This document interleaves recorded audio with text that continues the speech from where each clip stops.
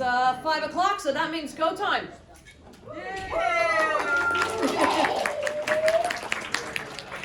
Good afternoon, everyone. Welcome to Monstrous Foods. My name is Jannika, and I will do my very, very best to try and stand close to the mic so you can all hear me. But I have a tendency of moving around, so if at some point I happen to enthusiastically move in that direction, you can't hear me, do let me know, and we'll make sure it works. Okay, so, yes, welcome everyone. I've been here before. Have you been here before? Woo! Yes, oh, you have been? All right, cool. I've given these food presentations before, twice now, so this is my third one. So those of you who've been here before, you know what it's all about. Those of you who are new, welcome aboard. The idea here is that I'm going to talk about historical food for the next 45 minutes, and I'm going to give you actual recipes, so that when you leave here and you have your con blues on Monday, you can test some of these recipes and relive the glory days of this weekend. So I'm a guide. I'm a food blogger. I enthusiastically called myself, though I haven't actually updated my blog in a couple of years, but I can still call myself that, right? And my specialty, what I blog about and what I do, is historic foods. I collect recipe books, I collect recipe collections, and I test them. And I see, historical reenactment, but just in my kitchen.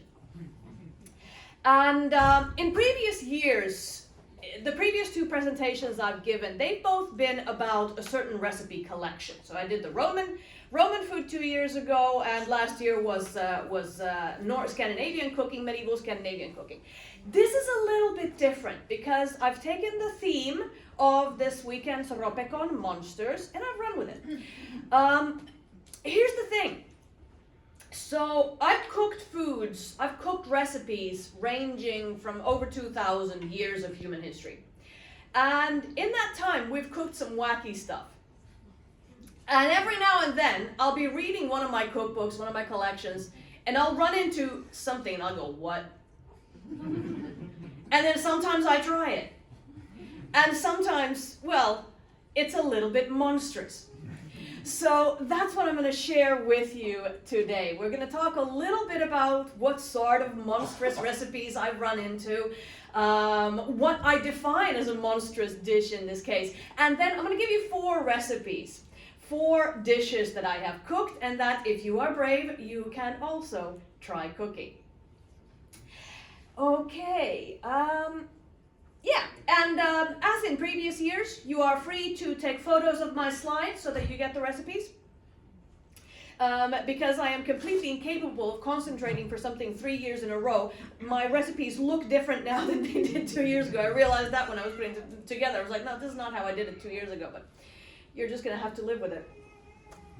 Okay, so, monstrous dishes, monstrous foods. What does that mean? I lost my track of thought. Yes, because I already talked about stuff earlier that I was going to talk about in this slide.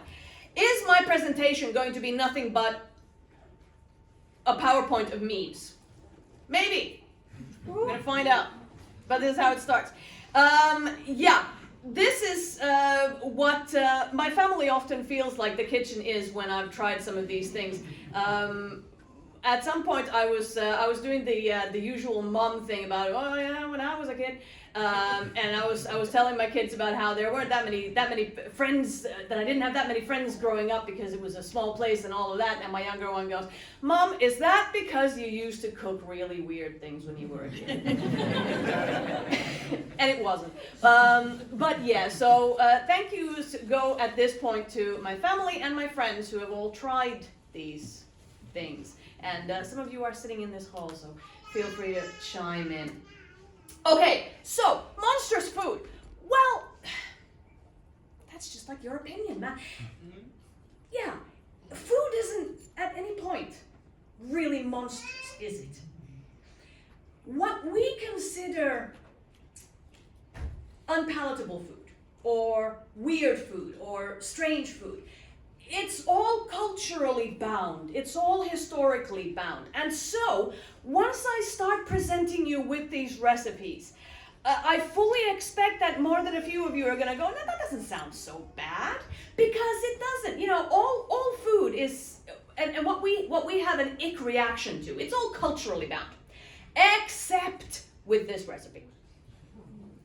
Roast chicken from a Syrian cookbook from the 13th century. Take chickens and, before slaughtering them, exhaust them until they are too tired to fly or walk.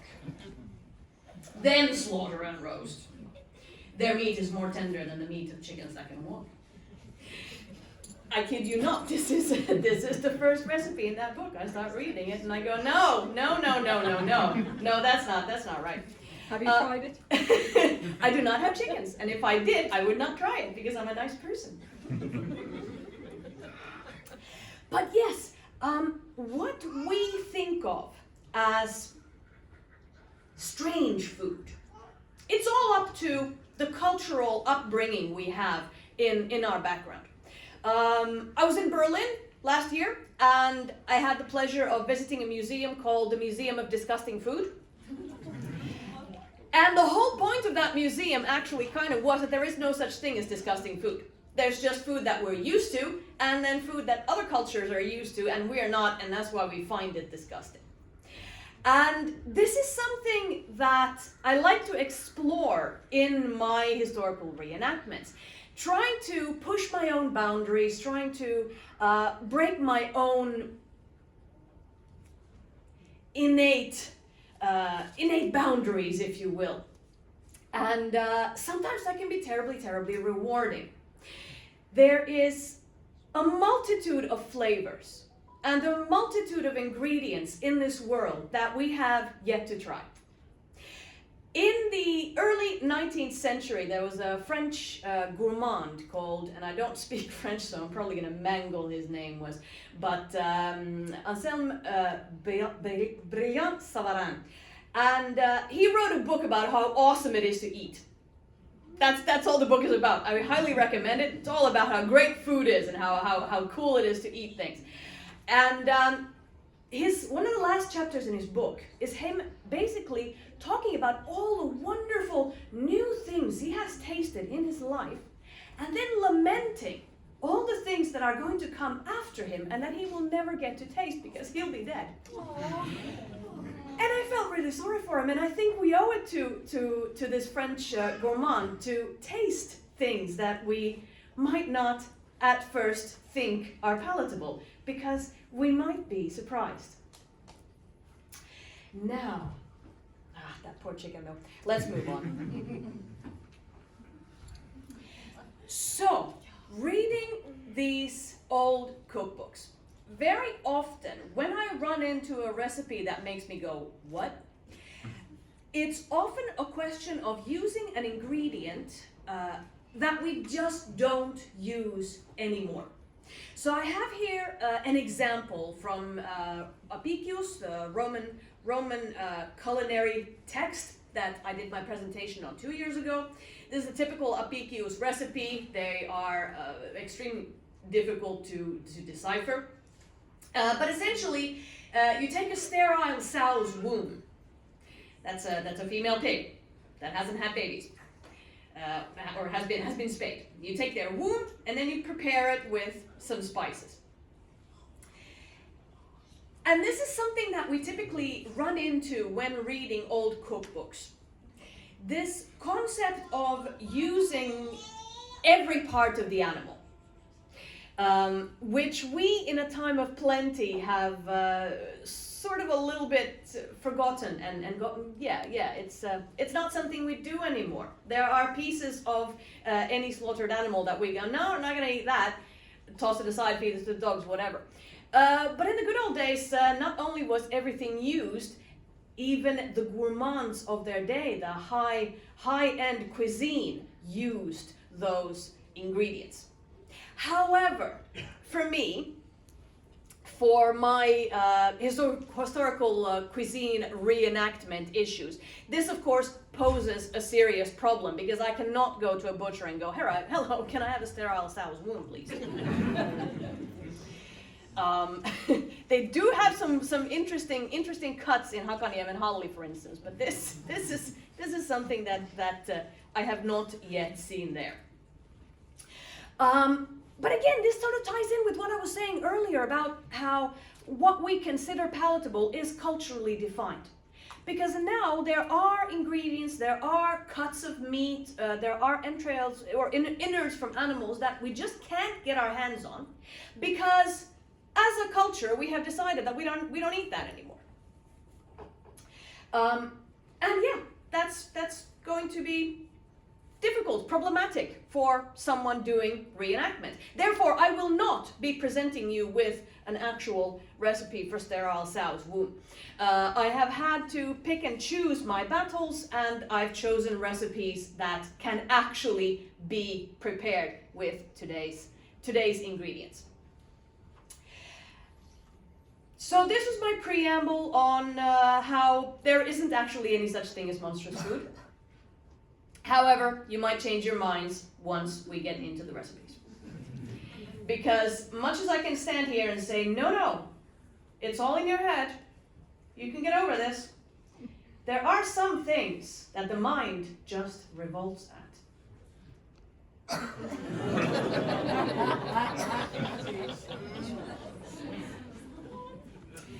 Anyone who has spent even the tiniest bit of time on the internet reading anything about food history will have run into the rather questionable Jell-O recipes of the 1950s onwards. Now, I have not prepared one of these Jell-O salads. Multiple reasons for that. Actually, none of it having to do with the unpalatableness of it. It's more the fact that in my reenactments, I tend to focus on older recipes. 100 years tends to be my sort of cutoff, although I have in some cases extended it to the 30s and the 40s if it seems sensible. And these are all from later on. And what is more, I don't actually consider these actual recipes. I consider these an unholy amalgamation of bored housewives and Jell-O producing companies desperately trying to sell their product and thus making up these weird concoctions saying, no, seriously, this is something you can do. And this is a little bit unfair towards jelly. Not Jell-O, but jelly. Because jelly has a long history in our cuisine. And preparing a jelly used to be the pinnacle of a rich kitchen. Because in order to prepare a jelly, a real proper molded jelly, you had to put in several days of work. Because you had to start by preparing the actual jelly. And for that, you would boil cow's hooves or pig's trotters. You would boil them for hours and hours and hours on end to extract the collagen, which is what jelly is actually all about. Then you'd strain it and you'd clarify it because you had to get all the impurities out of it. And then you would make your layered jelly. And this seriously was a lot of work.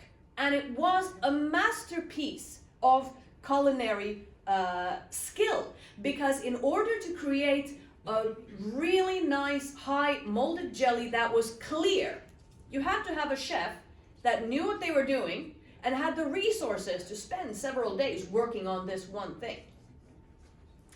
Now, making jellies becomes a little bit more easy at the turn of the century, well, the turn of the previous century, that's the century I'm still living in, when industrially prepared gelatin sheets become available. And because of that, in the 1920s, 1910s, 1920s, 1930s, you see a sort of a boom of gelatin, jelly dishes. And I did cook one of them for you. Wow. Because I care about you. Isn't it gorgeous? I mean, it's also highly suspicious. But I'll tell you what? That was a joy to prepare. Okay, what do we have here? Was it a joy to eat? No, let me get back to you on that one. Okay. Step 6 is the best one. It is, isn't it? So this recipe is from a Swedish cookbook published in 1931, Prinsessornas kokbok, the cookbook of the princesses. And it's a four-part book series, or a four-part cookbook, which was published by a lady who ran like a cooking household school in Stockholm, and she had as her pupils 3 or was it 4, I can't remember, but a selection of actual royal princesses from the Swedish household. And so when she published her recipes, she got permission from the royal family to publish it as the Princess's Cookbook, and it's got the books have pictures of the royal family on the cover, so marketing through the royal family. And these cookbooks sort of solidify the concept of Swedish husmanskost, this everyman's food, this honest, plain household food that any Swedish family could eat. And that is where I find fish aspic. So aspic is an Old English word meaning jelly. And yeah, so this is a lot easier to prepare because I didn't need to boil any pig's trotters. I just needed to buy some gelatin. And the idea is that you prepare your gelatin, or you prepare your jello. In this particular case, you boil fish, and then you strain the juices in the broth in which you boiled the fish, and then you strain and sieve and clarify that broth, and use that to make the jelly. And then you have your other fillings. In this case, I used the fish, which I flaked. Then I had some shrimp, some boiled eggs, peas, and dill. And then the idea is you have your serving dish, and you pour a thin layer of the jelly on the bottom, and then you let that congeal. And then you just start sort of putting together your oh so pretty little jelly, your aspic. You arrange your ingredients. As you can see, I have arranged the shrimp and the peas in an aesthetically delightful manner. And then you pour some more gelatin on it, again let it congeal, then build another layer, let it congeal, build another layer. And even without having to boil the pig's trotters and clarify the jelly, I spent an entire day on this. Because you gotta wait for the jelly to congeal between every layer. So simple it is not. And it was strangely satisfying to make. Was it good? Okay.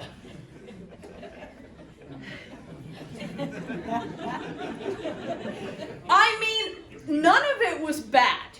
Okay. Fish is good, shrimp is nice. No, it wasn't bad. It wasn't bad in any way. I'm not going to say it was good either because I'm maybe not a huge fan of savory jelly. We did decide that we are going to make this again, but with sweet ingredients. So make it like a dessert thing, because then you have the satisfaction of building this pretty thing, but it's sweet, which somehow seems a bit more palatable. I mean, look, this is not so strange. In bigger grocery stores, in the Hepkotiski, you can find aladovi. It's essentially the same thing, except with meat. Yes? Just wanted to add that this is still a traditional Polish Christmas dish, and it's very much a taste of my childhood. There we go! There we go! Thank you! This is exactly what I was saying at the beginning. Perfect. Yes, and I mean, aladov, the meat version, I'm not going to say it's typical Finnish food anymore, but it's definitely something that is still eaten. Yes? My father used to call aladovi kytinä, Uh-huh. which is basically wobble. Yeah, wobble. Yeah. Yeah, absolutely. And originally this would have been served as like a cold starter on the fish table, on the table with the fish and the cold cuts and things like this. This would have been served as well. They recommend to serve it with mayonnaise or something called sharp sauce, which is like a vinegary, creamy sauce.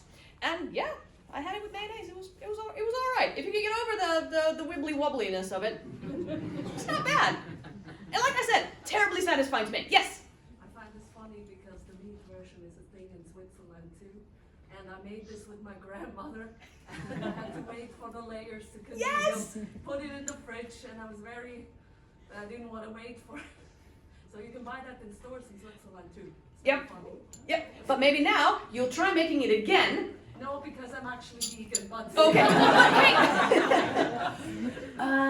Yeah, I wonder because there is vegan jelly. yeah, but But would it? Okay, fair enough. Then we get to that part of it. Yeah, fair enough. Fair enough. Okay. But yes, so jelly would have been something that was fancy and expensive, and honestly, those lime green Jello creations have cast a poor shade on what used to be the crown of the cold cuts table. So maybe we can all band together and bring back the aspect. No? Maybe? Yeah. All right. What do we got then? What do we have then? Okay. We're gonna stay in Sweden, but we're gonna hop back in time a little bit. There is no rhyme or reason to what order I'm presenting these recipes in, so I'm just tossing them at you. Do with them as you will. This next one is a spinach cake.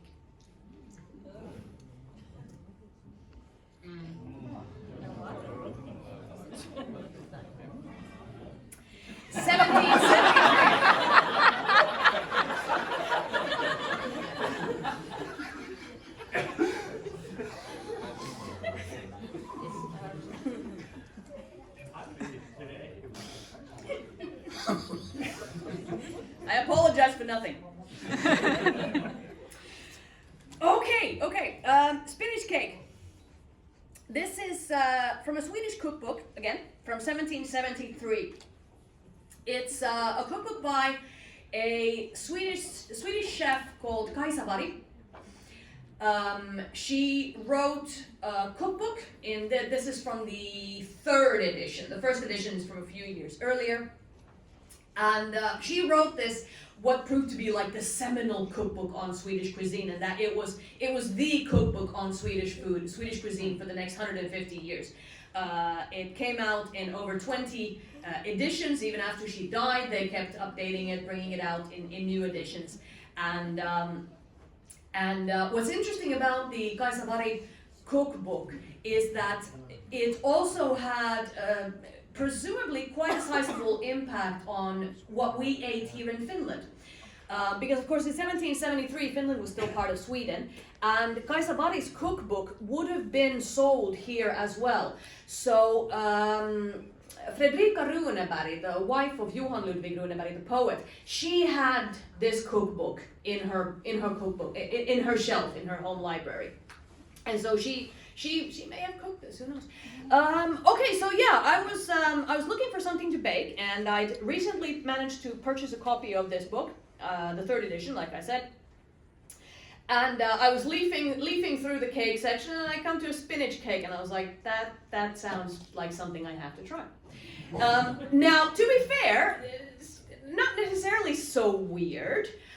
There was a trend 10, 15 years ago of hiding all sorts of healthy things in your cake, and so you had the zucchini cake where you grate zucchini and blend into it, and of course carrot cake. Everyone said carrot cake. And I remember even making a chocolate cake that had black beans in it and almost poisoning my friend because turned out he was allergic. Caught it just in time. So as such, of course, spinach cake, not that weird. However, spinach traditionally perhaps is seen as a bit of a poor stepbrother of the vegetable family. If there's some vegetable that people love to hate on, it tends to be spinach. So that's why this recipe first caught my eye. Then I started reading it, and then I got really interested. So, far as I can figure, as it says here in the recipe, you start by making pancakes. And after reading the recipe, I figured, yep, they better be really, really thin pancakes. So I made them as thin as I can. Then you make a spinach porridge, like a spinach filling, with spinach, sugar, cream, and mace. Mace is a spice.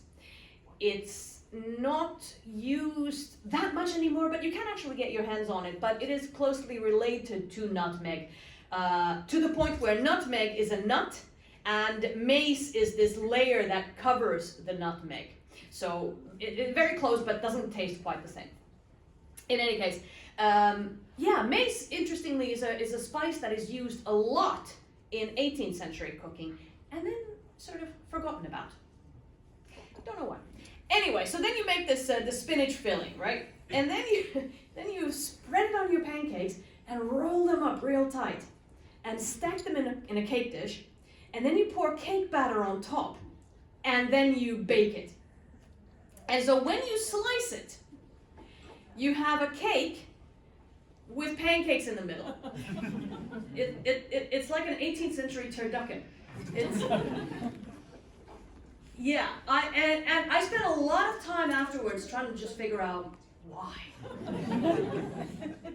Like who came up with? Well, okay, somebody came up with it. I don't know, she may have copied it from someone. But yeah, just why? And the best I can think of is something that is also connected to the jelly and is connected to some of the other stuff.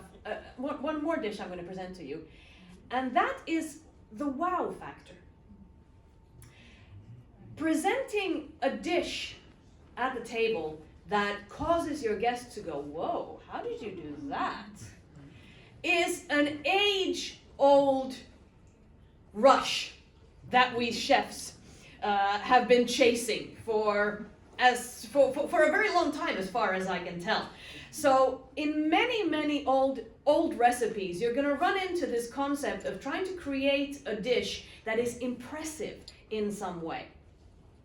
To take you back to Rome and Apicius for a while. Apicius actually has a chicken dish where you take a bottle, a glass bottle. Then, oh no, wait, sorry, no, this is not Apicius. This is a French cookbook from the 1700s. Sorry, I got mixed up. Yeah, a French cookbook from the 1700s. Yeah, so you take a bottle with a fairly wide opening. And then you take a bunch of chickens, and then you have to gut the chickens and remove the bones without breaking the chicken itself. So it's like you reach in through the neck to get all the stuff out, so you have the chicken is still whole. And then you work it into the bottle. Yeah. And then you make stuffing, and then you stuff the chicken while it's like in the bottle. And then you cook it. And then it says in the cookbook, right, that you bring it to the table, and then you produce a diamond with which you cut the bottle open so that the guests can then take it from there. And it actually says in the recipe, it doesn't improve the taste in any way. It just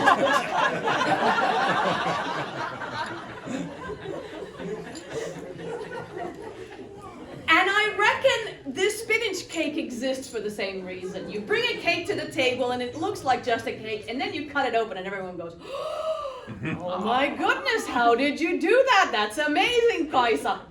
I'm such a fan of your work now. I'm going to buy your book. And I think that is also why spinach is used. The recipe itself says that you can also fill it with jam or preserves or whatever, but spinach is the preferred filling. And it is a vibrant, impressive green. It does show up. I mean, if that was red, it wouldn't show up nearly as much. So I think that is the reason. Now, the question again arises, was it good? Yeah. Yeah. It was sweet. The spinach is there, but it doesn't really taste like spinach because by the time it's in the cake, it's mixed with sugar and cream and mace or nutmeg, which fairly effectively masks the flavor of the spinach. The consistency is a little weird because you're biting into a cake and then all of a sudden there's a pancake in there. So that's a little bit of a, that was a little bit of a, oh okay. But no, it was fine. It was fine. Make it. It was fun. Again, takes time though. Lots of fiddly bits. Okay, we are going to, oh actually, look at that. We're actually staying in the 18th century for the last two recipes as well. I got two more recipes for you. It seems like the 18th century had something happening. One of the things that was not happening in the 18th century yet was potato. There are very, very few. I have run into some potato recipes from the 18th, early 19th centuries, and they're a little bit weird too. But I'll save them for another time. Maybe I'll do just a potato presentation. How about that? I'll think about it. I'll see what next year's theme is. But no, before potatoes came around to save us all we had were turnips. And sooner or later, someone got tired of those turnips. And they had to do something interesting with them.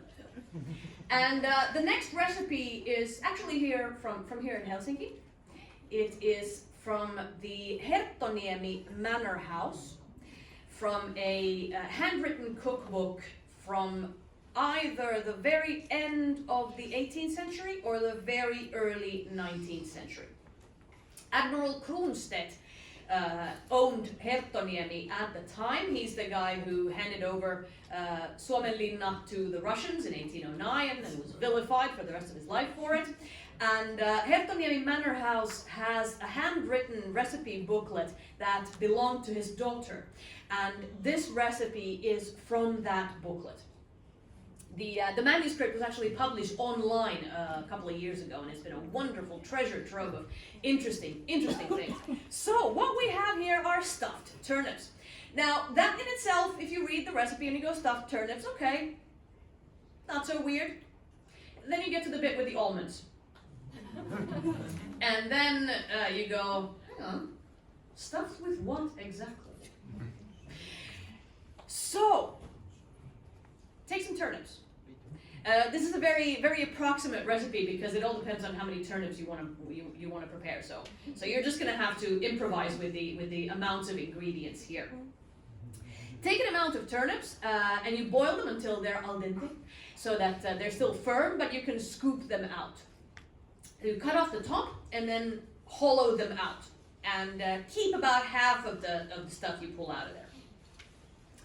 Then you mix in breadcrumbs and ground up almonds, some egg, and of course syrup, because for some reason we have to make this a sweet dish, and that's where the weirdness sets in. Also, a little bit of bitter almond essence. That's a deviation from the original recipe. The original recipe actually says to grind bitter almonds and put in there. However, bitter almonds have cyanide in them. So we're going to give that a miss. In fact, we cannot even get bitter almonds at the shop anymore for obvious reasons. But we can get essence of bitter almond, and that has all the goodness of bitter almonds without the cyanide. So we're going to use that. And yeah, so we're going to mash all that together and make a sort of a almond turnip syrup mixture. And then we put that back in those turnips and bake them in the oven, basically.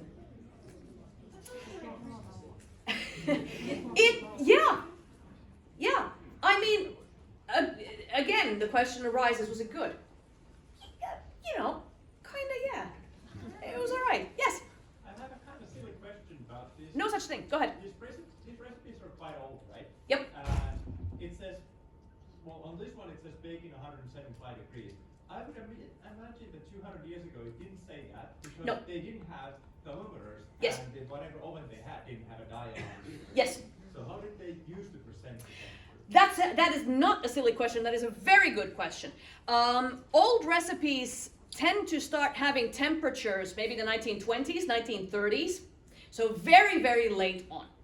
Now, different recipes, different books, and different handwritten collections all have their own method of saying how hot something needs to be. In English recipes, for example, they use the words quick and slow. Bake in a slow oven, bake in a quick oven, where a quick oven is very hot and a slow oven is a milder temperature. Of course, that leaves a lot of wiggle room for us historical reenactors. So it really takes a little bit of a touch for cooking, a little bit of a feel for, you know, if I'm making a cake that probably needs to be in the oven for 45 minutes or an hour, I'm not going to bake it in 250 degrees. It's going to be the slow oven, so about 150, 175. A quick oven is usually for things like cookies that are only in for a short time and you want them crisp, so then it's 200, 225. The degrees I give here are from my own experimentations. But then, wait, what other methods? Oh yeah, Swedish cookbooks. And where else? Yeah, a couple of different cookbooks that I have seen have also given temperature instructions with paper and flour. So up until very, very recently, chefs would have been using a wood heated oven. So you fire up some wood in there and you let it burn, and then you wait until the oven is a suitable temperature. And different methods of figuring out how hot your oven was. One method was to put a piece of paper into the oven and see how long it took for it to start blackening at the edges. And that told an experienced chef how hot the oven was. Same principle goes for the flour. Some recipe books say to sprinkle flour into the oven and see how long it takes for the flour to start getting a color. And that'll tell you how hot the oven is. I've even seen recipe books that straight out say, put your hand in the oven. And with experience, you would be able to tell, is it cake hot? Is it cookie hot? You know, what am I putting in here? We are very spoiled today with our technology and our thermometers and our everything. I had this realization. Now I'm going off on a tangent. I always do this, but I promise I'll come back to the topic in a minute. I had this realization a while back because if you read jokes, like old jokes from the turn of the century and so on, there's always these jokes about the newlywed and how the wife is ruining all the food and the husband is suffering from it and yada yada. And I was like, what? I don't, I mean, sexist jokes are stupid to begin with, but this is particularly stupid. How hard can it be to cook? But then I realized that if you are working without an electric oven, you don't have a thermometer, it's going to take you a while to become friends with your particular wood oven and learn its quirks and how to use it. And that is probably more where those jokes stem from. We have no excuse nowadays. Okay, that was my tangent. And now back to actual topic at hand. Yes? It doesn't actually say what you're supposed to do with the half of the turnips. Oh, right. Oh no, say, spoon filling into the turnips, replace the lids if you kept them. No, but so yeah, but the filling is the part what you do in the part two, doesn't it? Yeah, you spoon the filling into the turnips, and then if you kept the lids that you cut off in the first place, then you pop them Yeah, back. but it says scoop the insides of the turnips in the bowl, mash and discard half. Uh-huh. In the next part, it doesn't tell you what to do with the half. Oh, well, the half that you kept, you Yeah. then mix in equal Yeah. amounts of breadcrumbs and yeah. And ground almond. Oh. Yeah, so that goes in with the turnip filling. Okay. Yeah, with what was left of the turnips. Yes. My brain sometimes runs ahead of me when I'm writing these things. So thank you for clarifying that. Okay, so yeah, the question, was it nice? Yeah, if you like turnips. They're a flavor that we don't really make. They're a root vegetable that we don't really use very much anymore, and maybe this is a way to start using them again. I promise you, if you serve these to your friends, they will be astonished They will probably eat it, they might even like it, and they'll definitely talk about it afterwards.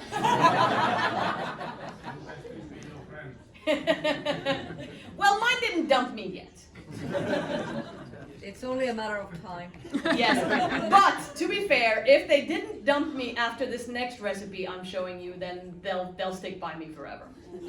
Because it's time for our last one. Straight from the court of Louis XV of France. White chicken pie. Chicken pie! What's so weird about the chicken pie? Well, nothing until you get to the marzipan.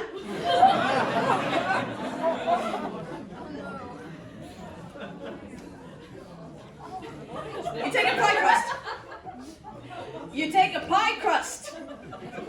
Then you take chicken. And you grind that up. Then you mix in the marzipan.